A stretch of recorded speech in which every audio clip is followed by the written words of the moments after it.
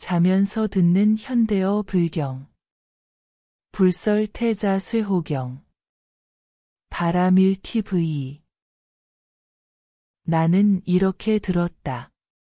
어느 때 부처님께서는 나열기의 기사굴산에 계실 때 1250명의 큰 비구와 1만 2천 명의 보살, 우바세와 우바이, 그리고 여러 하늘의 왕과 범천, 제석천 및 헤아릴 수 없이 많은 사람들과 귀신, 용들이 모두 와서 함께 모였다. 이때 아사세 왕의 태자로서 쇠호라고 하는 사람이 있었는데 그는 여러 신하와 장자의 아들 500명과 함께 각각 황금꽃 일산을 갖추고 서로 줄을 이어 나열국을 나와 부처님께서 계신 곳으로 찾아왔다. 그리하여 황금꽃 일산을 부처님께 올린 뒤 물러나 두 손을 모아 합장하고 이마를 땅에 대어 부처님께 예를 올렸다. 그런 다음에는 모두 합장하고 자리를 잡고 앉았다. 그리고 아사세 왕의 태자인 쇠호는 부처님께 여쭈었다. 여쭙고 싶은 일이 있습니다. 만일 부처님께서 말씀해 주신다면 여쭙겠지만 그렇지 않으시다면 감히 여쭙지 못하겠습니다. 부처님께서 말씀하셨다. 물어보아라. 태자가 부처님께 여쭈었다.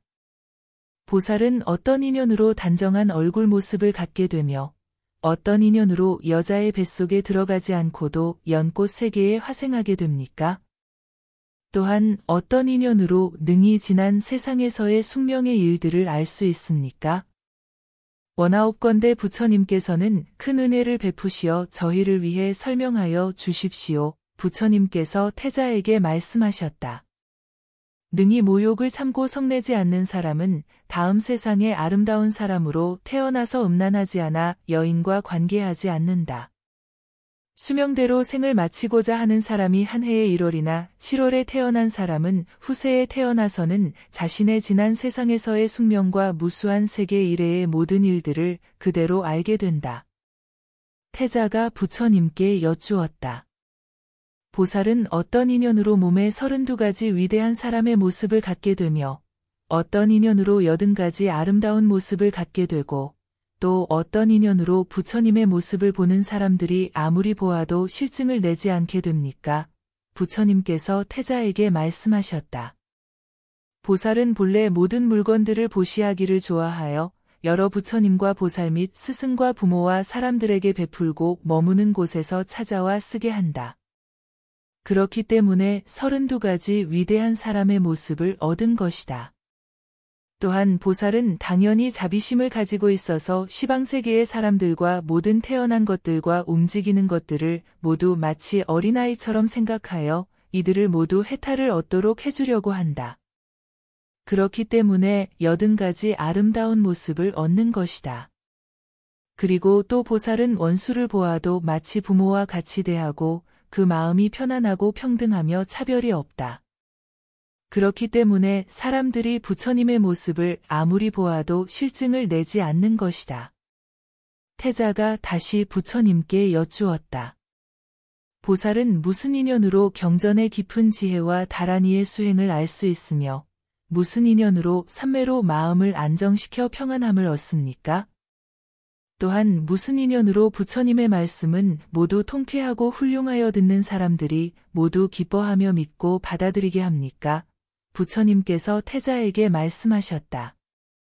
보살은 경전의 말씀을 기쁘게 받아쓰고 믿음으로 받아들이며 개송을 읽거나 배우고 실천하기를 좋아한다. 그렇기 때문에 경전의 깊은 지혜를 알고 다라니의 수행을 얻는다. 그리고 보살은 항상 기쁜 마음으로 온 마음을 다하고 뜻을 바르게 쓰려고 노력한다. 그렇기 때문에 삼매의 편안한 경지를 얻는다. 또한 보살은 하는 말마다 모두 진실하여 속이는 일이 없다. 그래서 사람들이 모두 믿고 따르며 듣는 사람들마다 좋아하지 않는 사람이 없는 것이다. 태자가 다시 부처님께 여쭈었다. 무슨 인연으로 그가 말하는 경전의 뜻과 부처님의 말씀을 듣는 사람들이 모두 믿게 됩니까? 또한 무슨 인연으로 경전과 율, 진리와 법을 알게 되며 무슨 인연으로 효성스럽고 순종하여 부처님의 가르침을 따르고 이를 범하지 않습니까? 부처님께서 태자에게 말씀하셨다.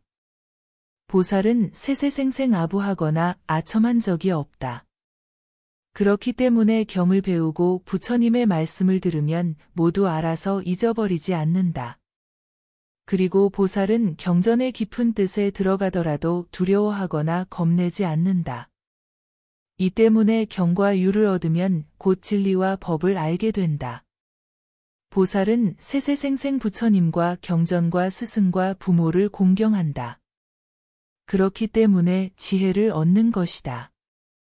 태자가 다시 부처님께 여쭈었다. 보살은 무슨 인연으로 세세생생 부처님 곁에 태어나며 부처님께 여쭈거나 경전을 찬탄하여 그 안의 지혜를 깨닫습니까? 부처님께서 태자에게 말씀하셨다. 보살은 세세생생 다른 사람들이 경전을 설하는 것을 볼 때마다 마음속에 무너뜨리거나 혼란을 일으키려는 생각을 품지 않았으며 꾸짖지도 않았다. 그렇기 때문에 부처님 곁에 태어나는 것이다. 그리고 보살은 경전의 깊은 뜻을 자주 찬탄한다. 그렇기 때문에 그 안의 지혜를 깨닫는 것이다.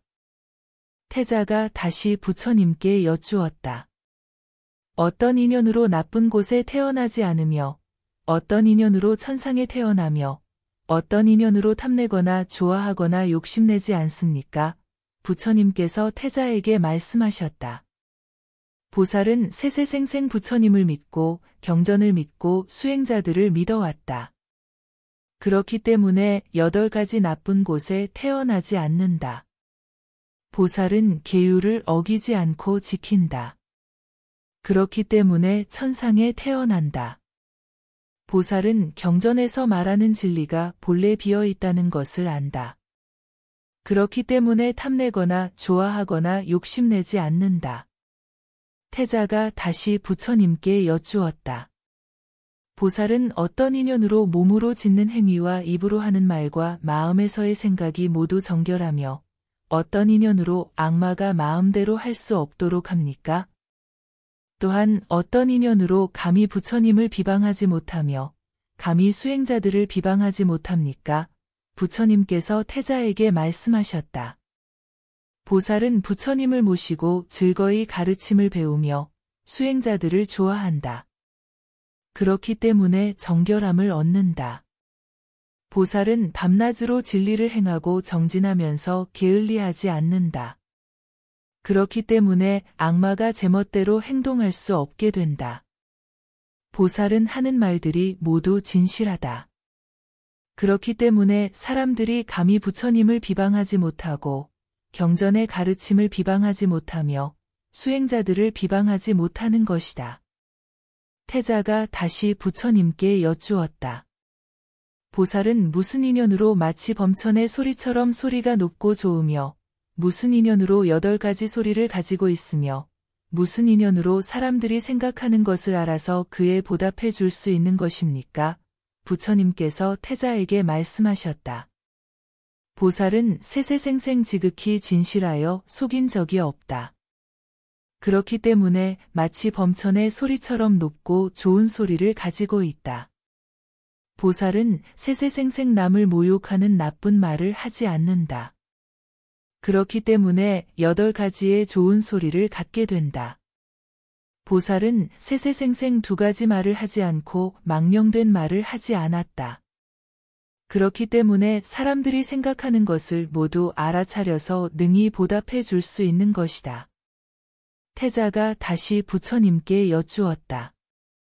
무슨 인연으로 긴 수명을 갖게 되며 무슨 인연으로 몸에 질병이 없으며 무슨 인연으로 집안이 화목하고 서로 사랑하며 다른 사람들과 반목하여 헤어지지 않게 됩니까? 부처님께서 태자에게 말씀하셨다. 생명이 있는 것을 죽이지 않는 사람이었다. 그렇기 때문에 다음 세상에 태어나서는 다른 사람의 스승이 되고 수명이 길어진다. 또한 칼이나 몽둥이로 남을 공격하지 않았다. 그렇기 때문에 다음 세상에 태어나서는 질병이 없는 사람이 된다. 그리고 다른 사람들이 싸우는 것을 보면 기꺼이 나서서 화해시켜 서로 노여움을 풀고 기뻐하게 만든다.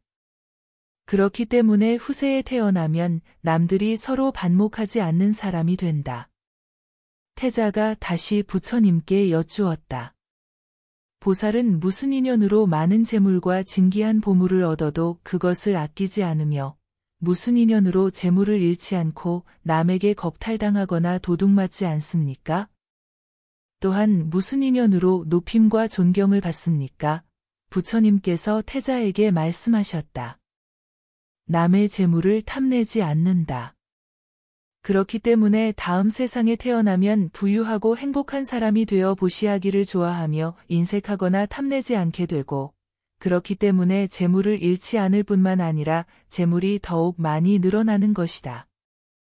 그리고 다른 사람들이 부유하고 행복하여 재물을 얻는 것을 보고도 마음속에 질투를 느끼지 않으며 스스로 자만하거나 뽐내지도 않는다.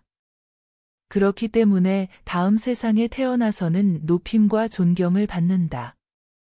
태자가 다시 부처님께 여쭈었다. 무슨 인연으로 천안을 얻어서 모든 것을 꿰뚫어 보며 무슨 인연으로 천의를 얻어서 모든 것을 꿰뚫어 듣습니까? 또한 무슨 인연으로 세상 사람들의 죽고 사는 일들에 대해서 알 수 있는 것입니까? 부처님께서 태자에게 말씀하셨다. 부처님 앞에 등불을 켜는 것을 즐거워하고 좋아한다.